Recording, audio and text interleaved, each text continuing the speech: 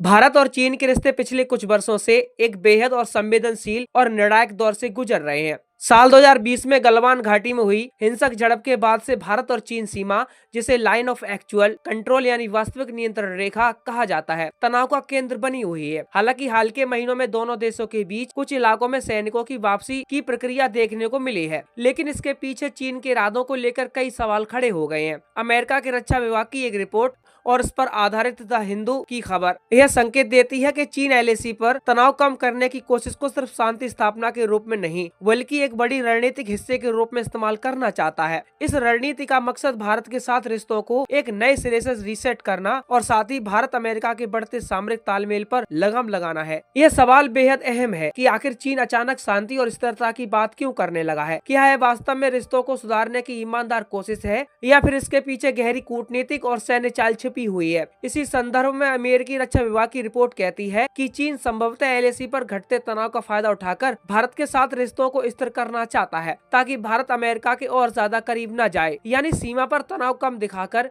चीन यह संदेश देना चाहता है कि भारत को अमेरिका जैसे बाहरी शक्ति केंद्रों पर ज्यादा निर्भर होने की जरूरत नहीं है। अब यहाँ पहला सवाल उठता है, एलएसी पर डिसएंगेजमेंट का मतलब क्या है और यह अहम क्यों है। एलएसी पर डिसएंगेजमेंट का अर्थ है उन इलाकों से सैनिकों, हथियारों और अस्थायी सैन्य ढांचे को हटाना जहां पर दोनों देशों की सेनाएं आमने सामने खड़ी थीं। साल 2020 के बाद पूर्वी लद्दाख के कई क्षेत्रों में भारत और चीन के सैनिक बहुत करीब आ गए थे, जिससे किसी भी समय टकराव की आशंका बनी रहती थी। डिसएंगेजमेंट का उद्देश्य इस टकराव के जोखिम को कम करना है, लेकिन विशेषज्ञों का मानना है कि सिर्फ सैनिकों को हटाना स्थायी समाधान नहीं है, जब तक कि चीन की मंशा और व्यवहार में बदलाव न आए। चीन के नजरिए से देखें तो एलएसी पर तनाव उसके लिए भी कई मोर्चों पर परेशानी पैदा कर रहा था। एक तरफ उसे भारत के साथ सीमा पर भारी सैन्य संसाधन झोंकने पड़ रहे थे, दूसरी तरफ हिंद प्रशांत क्षेत्र हिंद महासागर से लेकर प्रशांत महासागर तक फैला रणनीतिक क्षेत्र है, उसमें अमेरिका और उसके सहयोगी देशों का दबाव बढ़ रहा था। ऐसे में चीन के लिए यह फायदेमंद हो सकता है कि वह भारत के साथ सीमा पर हालात को थोड़ा शांत दिखाए,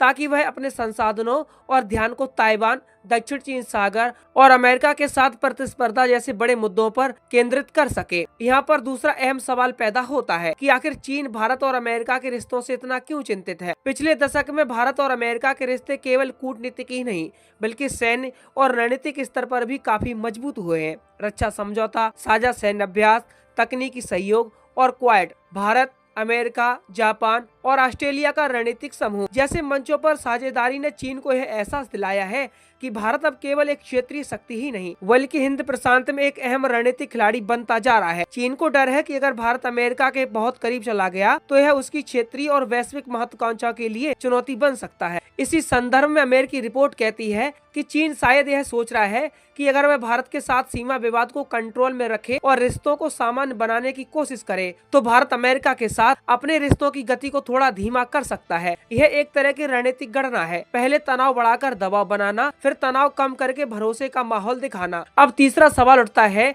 कि क्या भारत चीन की इस रणनीति को समझ रहा है। जवाब की आधिकारिक नीति और बयान बताते हैं कि नई दिल्ली चीन के इरादों को लेकर सतर्क है। भारत बार बार यह स्पष्ट कर चुका है कि सीमा पर शांति और स्थिरता के बिना भारत चीन रिश्ते सामान्य नहीं हो सकते। साथ ही भारत यह भी जानता है कि 2020 से पहले भी चीन ने कई बार बातचीत और समझौते के बावजूद यथास्थिति बदलने की कोशिश की है। इसलिए भारत केवल डिसएंगेजमेंट को अंतिम समाधान मानने की बजाय वास्तविक नियंत्रण रेखा पर दीर्घकालिक शांति की बात कर रहा है। भारत की रणनीतिक सोच यहाँ बहुत महत्वपूर्ण हो जाती है। भारत अपनी विदेश नीति में रणनीतिक स्वायत्तता यानी स्ट्रेटेजिक ऑटोनॉमी को महत्व देता है। इसका मतलब यह है कि भारत किसी एक देश या गुट पर पूरी तरह निर्भर नहीं रहना चाहता। अमेरिका के साथ रिश्ते भारत के लिए अहम है, लेकिन भारत उन्हें चीन के खिलाफ किसी खुले सैन्य गठबंधन के रूप में पेश नहीं करता। इसी संतुलन को बनाए रखना भारत के लिए सबसे बड़ी चुनौती है। अब सवाल उठता है कि एलएसी पर तनाव कम होने से भारत अमेरिका रिश्तों पर असर पड़ेगा। विशेषज्ञों की राय में इसका सीधा जवाब है नहीं। भारत अमेरिका रिश्ते केवल चीन के कारण ही नहीं बने हैं। ये रिश्ते साझा हितों,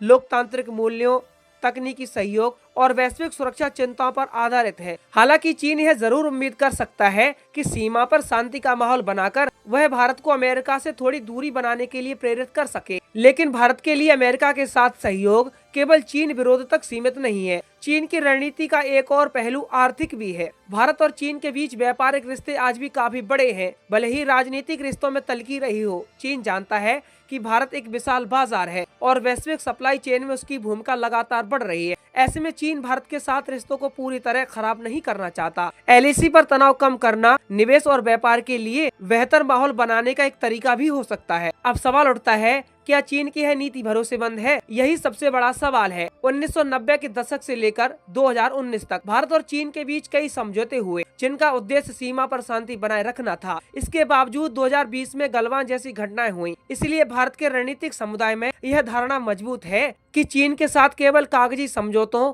या अस्थायी तनाव कमी पर भरोसा नहीं किया जा सकता। वास्तविक समाधान के लिए व्यवहार में बदलाव जरूरी है। अमेरिकी रिपोर्ट में यह भी कहा गया कि चीन की सैन्य आधुनिकीकरण की प्रक्रिया लगातार जारी है। वह अपनी पीपल्स लिबरेशन आर्मी यानी पीएलए, चीनी जनमुक्ति सेना, इसको तकनीकी रूप से मजबूत बना रहा है और सीमावर्ती इलाकों में बुनियादी ढांचे का विकास कर रहा है। इसका मतलब यह है कि भले ही कुछ इलाकों में सैनिक पीछे हटे हों, लेकिन चीन की दीर्घकालिक सैन्य तैयारी कमजोर नहीं हुई है। भारत को आगे क्या रणनीति अपनानी चाहिए? भारत के लिए सबसे जरूरी है कि वह सीमा पर सतर्कता बनाए रखे और किसी भी तरह के दिखावटी भरोसे में न आए। साथ ही उसे कूटनीति, सैन्य तैयारी और अंतर्राष्ट्रीय साझेदारियों तीनों को संतुलित रखना होगा। अमेरिका के साथ रिश्ते मजबूत करना, लेकिन उन्हें पूरी तरह चीन केंद्रित न बनाना भारत की रणनीतिक समझदारी का हिस्सा है। इसके अलावा भारत को रूस, यूरोप, जापान और दक्षिण पूर्व एशिया जैसे अन्य साझेदारों के साथ भी अपने रिश्तों को गहरा करना होगा। चीन की कोशिश यह दिखाने की हो सकती है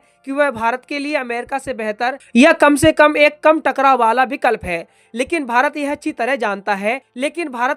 जानता है कि उसके राष्ट्रीय हित किसी एक देश की मर्जी पर निर्भर नहीं हो सकते। एलएसी पर शांति जरूरी है, लेकिन वह शांति मजबूरी में नहीं, बल्कि आपसी सम्मान और भरोसे पर आधारित होनी चाहिए। लेकिन इसे चीन की संपूर्ण रणनीति से अलग करके नहीं देखा जा सकता। चीन भारत के साथ रिश्तों को इस तरह संतुलित करना चाहता है कि वह अमेरिका के खिलाफ अपनी वैश्विक प्रतिस्पर्धा में खुद को मजबूत कर सके। भारत के लिए चुनौती ये है कि वह इस खेल को समझते हुए अपने हितों की रक्षा करे और किसी भी तरह की रणनीतिक जल्दबाजी से बचे। आज भारत जिस स्थिति में है, वहाँ उसके पास विकल्प है। वह केवल प्रतिक्रिया देने वाला देश नहीं है, बल्कि वैश्विक राजनीति में अपनी भूमिका तय करने वाला एक महत्वपूर्ण खिलाड़ी बन चुका है। इसीलिए एलएसी पर शांति का स्वागत करते हुए भी भारत को यह याद रखना होगा कि असली परीक्षा शांति के टिके रहने और चीन के व्यवहार में स्थायी बदलाव की होगी।